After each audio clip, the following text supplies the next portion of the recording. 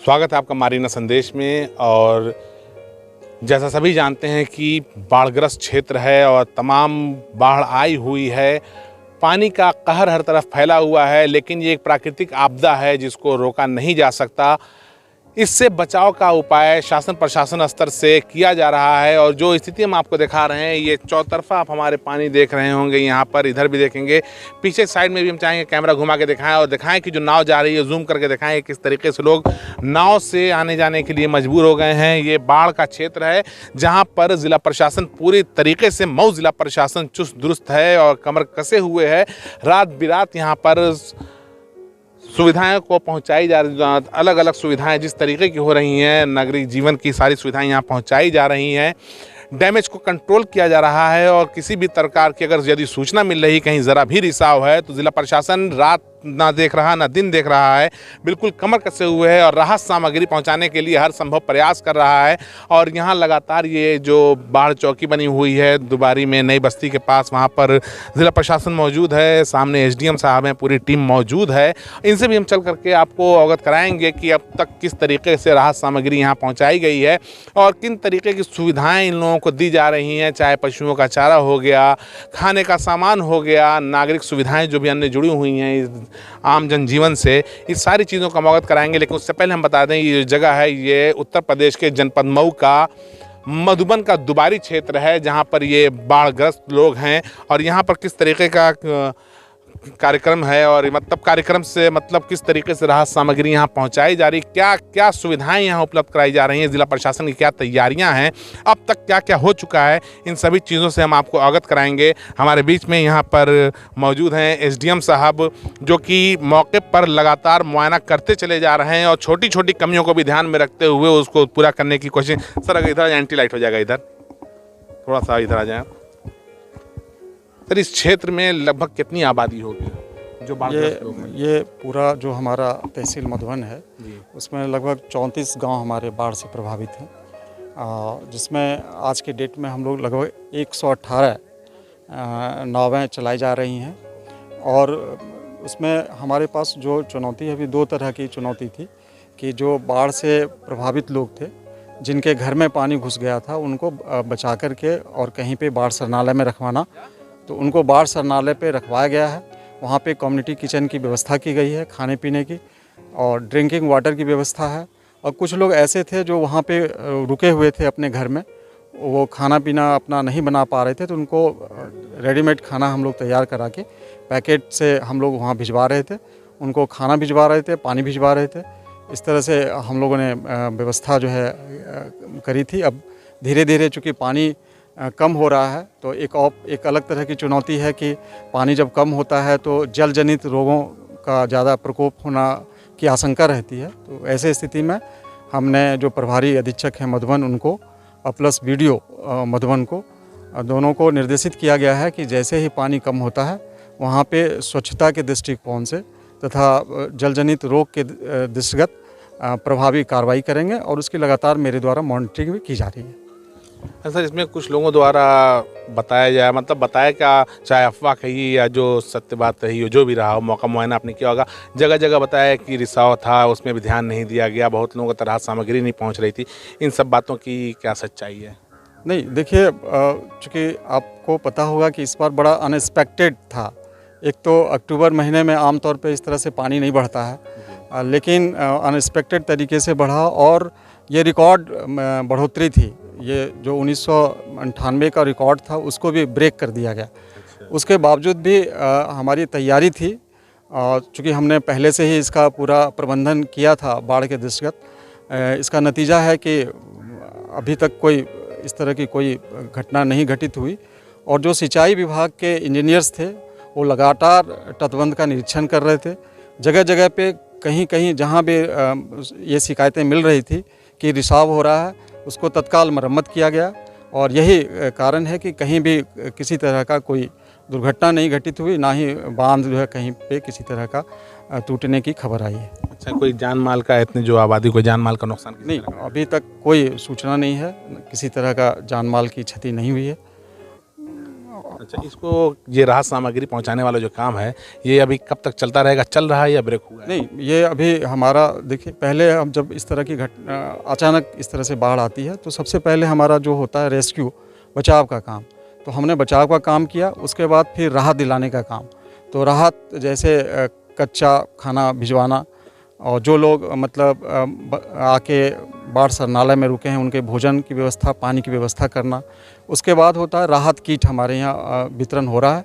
आज भी हम लोगों ने लगभग 350 राहत किटों का वितरण कराया है, जिसमें खाद्य सामग्री वगैरह उसमें रहते हैं, और लगातार हम अभी वितरण कराएंगे। जैसे जैसे पानी कम होगा हम कोशिश कर रहे हैं कि लोगों के घर तक हम जो राहत सामग्री है वो पहुँचाएँ। इसमें सर एक 11 महीने के बच्चे की डूब के मरने की सूचना थी, इसकी क्या सत्यता है? नहीं, वो एक्चुअली वो जो उनका घर था उससे लगभग 25-30 मीटर की दूरी पे पानी आ गया था। वो एक्चुअली 8 महीने का बच्चा था। दरअसल वो बच्चा घर में सोया हुआ था, और उन घर में सोया हुआ छोड़कर महिलाएं कहीं चली गई थी। अब किन परिस्थितियों में वो बच्चा वहाँ पे लगभग 2-4 घंटे के बाद उनके घर के लोग आए तो बताया गया कि हाँ, वो पानी में जाके गिर गया था, या जैसे क्या हुआ था उसको कोई देखा नहीं। अब ये मुझे भी बड़ा आश्चर्य लग रहा है कि 8 महीने का बच्चा जो 25 मीटर की दूरी पे कैसे बाढ़ से, यदि कोई व्यक्ति ऐसा होता जो बाढ़ में के पानी से चारों तरफ घिर गया होता और बाढ़ में लेके उसको जा रहा होता और बह जाता, तब ये होता कि ये कहीं न कहीं किसी की लापरवाही है। तो ये ऐसा नहीं है, वो बाढ़ से ऐसी घटना नहीं घटित हुई है। अभी जैसे कि आपके सामने जो बड़ी चुनौती आई है, और बता रहे हैं 1998 के बाद इस तरीके से, पहली बात तो इस तरीके की कभी चुनौती और आपके सामने आई थी या पहली बार इस तरीके की चुनौती को आपने फेस किया है? देखिए, बाढ़ तो हमने देखा है, बाढ़ को हमने का प्रबंधन हमने किया है, पहले भी किया है, लेकिन इस तरह की चुनौती मुझे मेरे जीवन में पहली बार आया। और मैं कहूँगा कि जिला प्रशासन के तैयारी के कारण, जो प्रिपरेशन था हमारा पहले से ही, उसके प्रिपरेशन के कारण हम इन चीज़ों पे काबू पा सके, और लगातार हम इसका प्रयास कर रहे हैं। अच्छा, रात बिरात अचानक आप लोगों को सूचना इसकी कभी मिली कि काफ़ी तेज़ी से जलस्तर बढ़ रहा है? नहीं, हम लोग रात भर, हम लोग दिन रात 24/7 हम लोग मॉनिटरिंग कर रहे थे, बंधे का मॉनिटरिंग कर रहे थे। हमारे जो कर्मचारी थे, अधिकारी थे, वो भी लगातार 24/7 हम लोगों ने ड्यूटी लगाया था, और वो मॉनिटरिंग कर रहे थे कि कहीं कोई कैजुअलिटी ना हो, किसी तरह का कोई लोगों को परेशानी ना हो। तो इसका नतीजा है कि कहीं कोई इस तरह की बात जो है प्रकाश में नहीं आई, और ना इस तरह की घटना कोई घटित हुई। ये थे हमारे साथ मधुबन तहसील के एसडीएम साहब, जिन्होंने यहाँ पर पूरी स्थिति को एकदम आपके सामने रख दिया है, और किस तरीके से बाढ़ग्रस्त इलाके को यहाँ पर राहत दी गई है, और क्या क्या सुविधाएं यहाँ के बाढ़ग्रस्त लोगों को पहुँचाई गई हैं, किस तरीके से प्रशासन ने 24/7 यानी 24 घंटा 7 दिन निगाह जमा रखी थी। रातों दिन यहाँ पर बिल्कुल एक्टिव थे, जिसकी वजह से कोई जान नहीं गई। कुछ अफवाहें उड़ी थीं कि एक 8 महीने का बच्चा डूब के मर गया, वो भी अफवाह मात्र थी। डूबने की वजह कुछ और थी। छोटा बच्चा था जो चल भी नहीं सकता, उस बच्चे को डूबने की खबर मिली, जो बच्चा ऊपर सोया हुआ था। बाकी जो और बातें हैं, किस तरीके से यहाँ पर राहत सामग्री पहुँचाई गई है, अब हम चलते हैं, आपको और क्षेत्रों में चल के यहाँ पे अगल बगल दिखाएंगे जो बाढ़ प्रभावित लोग हैं, ये भी दिखाएंगे। और साथ ही हमारे यहाँ सांसद गोपाल राय साहब के अतुल राय साहब के प्रतिनिधि गोपाल राय जी मौजूद हैं, जिनका यहाँ पर लंगर का कार्यक्रम बड़ा ज़ोरों से चल रहा है। और संजोग की बात है कि इनसे भी मुलाकात होगी। हम चाहेंगे आप इधर आ जाएं, वो एंटी लाइट है इधर, थोड़ा सा इधर आप आ जाएं। ये सूचना मिली कि आप लोगों का भी लंगर का कार्यक्रम इधर चल रहा था? जी, निश्चित तौर पे जब आज से 4-5 दिन पहले हम लोग घूमे क्षेत्र में, जब घूमा गया, लोगों में आक्रोश था, सुविधा नाम की कोई चीज़ नहीं थी, तो हमें लगा कि तत्कालिक भोजन का लोगों के लिए पहले प्रबंध किया जाए, क्योंकि सारा क्षेत्र जब जलमग्न हो गया है तो जो सारी ईंधन की व्यवस्थाएं हैं या राशन पानी होते हुए भी लोगों के घरों में पानी हुआ है, तो कहाँ से भोजन बनाएंगे। इसलिए हम लोगों ने सांसद जी से बातचीत करके उनके निर्देश पर यहाँ लंगर की व्यवस्था शुरू कर दी है।